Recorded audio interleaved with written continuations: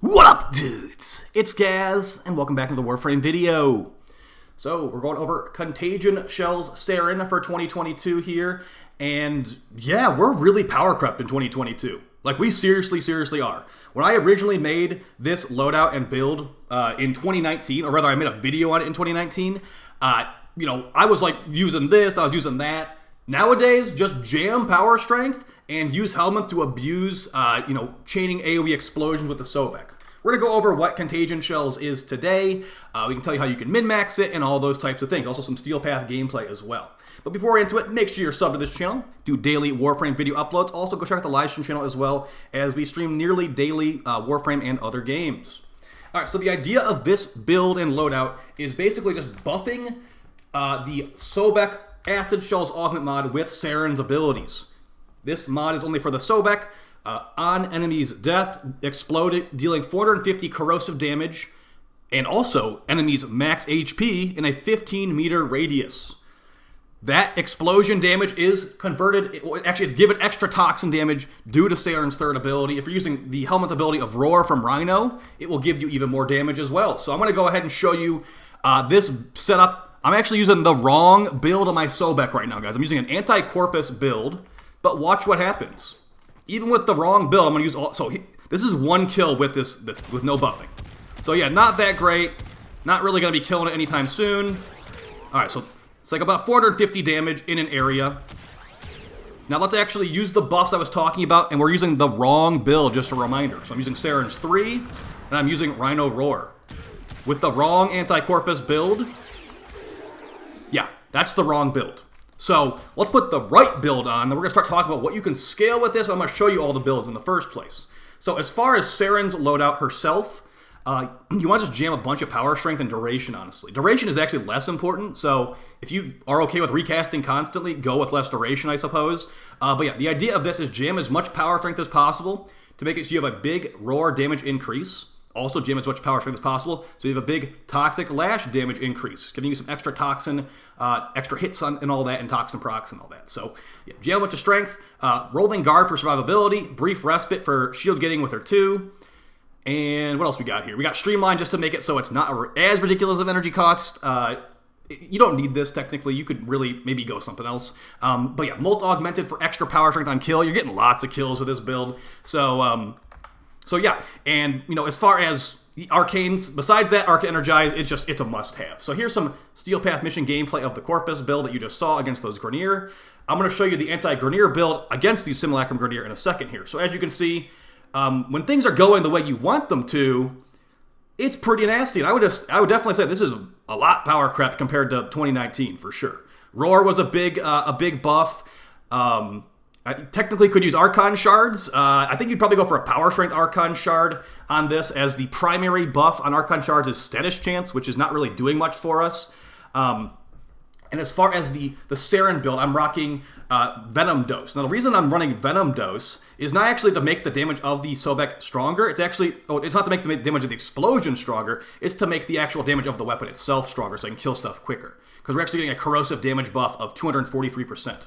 So, with our Sobek, now I'm going to tell you about Rivens here in a second, so we'll wait on that for now. The Sobek is modded for viral and heat, so I'm using Venom Dose on Saryn, making it viral, corrosive, and heat. So massively debuffing enemies. They're not going to take very many shots to kill, and don't forget that Saryn's third ability gives you a bunch of toxin damage too. Those viral procs will make them take more damage from toxin, etc., etc. So yeah, as far as things that make this explosion stronger, this is the big thing here, guys. If you take nothing away from this video, listen to this. Plus toxin damage mods.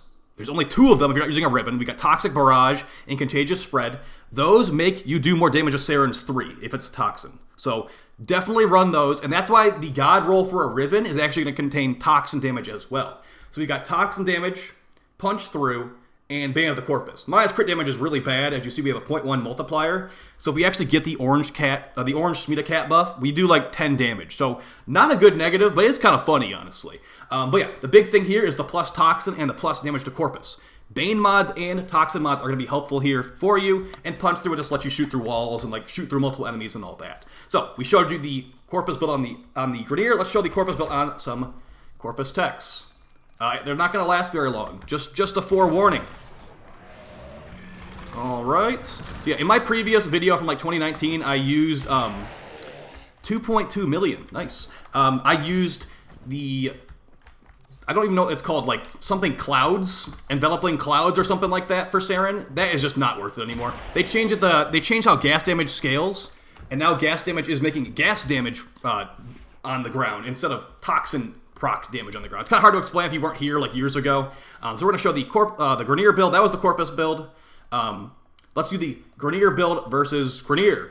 We've also got a reload speed mod on here because this thing, I mean, it has no like reload gimmick. There might be a mod to actually instantly reload. Yeah, maybe lock and load could be good.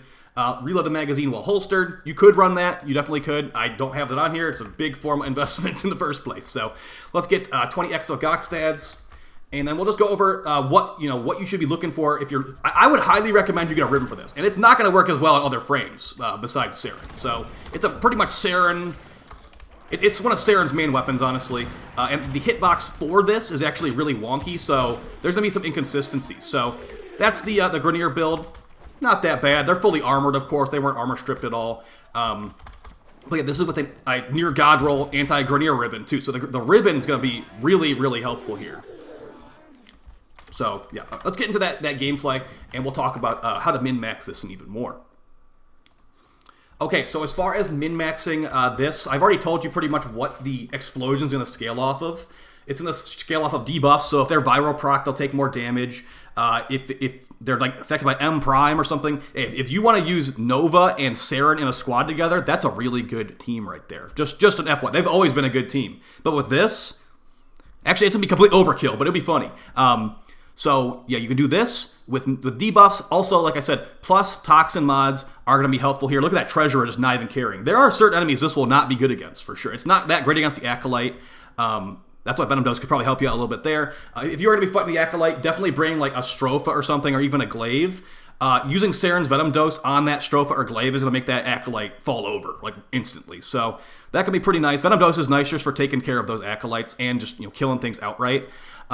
Yeah, so plus Toxin and plus Bane. There's really not many sources of Bane in this game. As far as, like, we've got Roar from Rhino. That's pretty much a Bane mod. We've got the actual Bane mods, which I've got equipped, Bane of the Corpus. And then we've got Rivens. So those are your main choices here on how to increase your damage of the explosion. And of course, to an extent, you don't need to min-max as much as I am at all.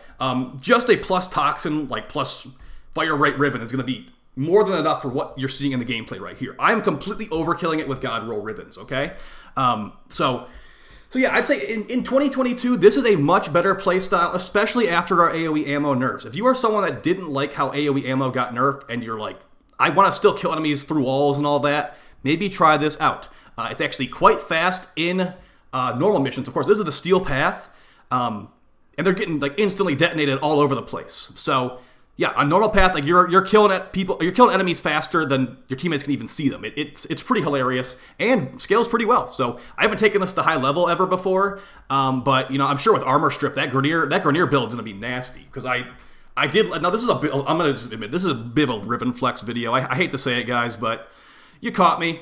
I'm just here to flex my Rivens a little bit and tell you guys what Rivens you should look out for. And the biggest one really is going to be the Bane. Now, this is a complete God roll, multi-shot, damage Grineer, Toxin, plus recoil. I think maybe Fire Rate, actually, over multi-shot, hilariously. Or maybe even reload speed, because you're reloading this thing quite often, because it's a full auto shotgun. Yeah, that's basically it for the video, guys. Hopefully you found it all helpful. We're running Xeneric just because I'm casting so many abilities that I want to be having energy all the time. And the Companion, it never goes off the Panzer Roll file or Count Kirby. So I'll see you guys next time. Appreciate all the support lately, and it really means a lot. All right, take it easy. Peace.